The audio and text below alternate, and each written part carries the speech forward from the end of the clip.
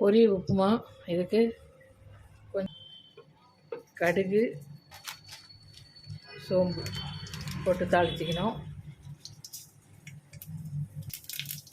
அது பொரிஞ்சதும் ஒரே ஒரு பச்சை மிளகா,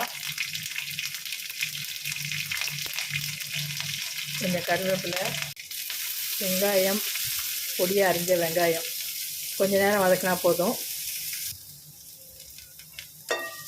வெங்காயம் கொஞ்சம் வதங்கினதும் பொடியாக அரிஞ்ச தக்காளி பழம்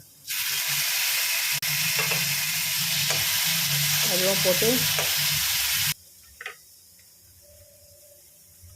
ரொம்ப நேரம் விட்டிங்கன்னா சதன்னு ஆகிடும். அதனால் உடனே போட்டுருங்க.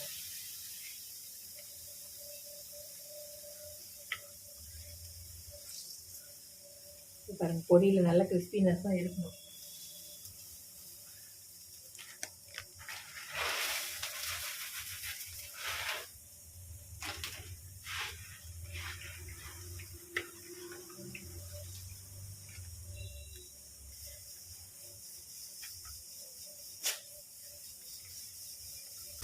இந்த மாதிரி பிழிஞ்சி போட்டுட்டு ஸ்டவ் ஆஃப் பண்ணிடுங்க. இந்த மசாலாலாம் நல்லா கலந்து விட்டுருங்க.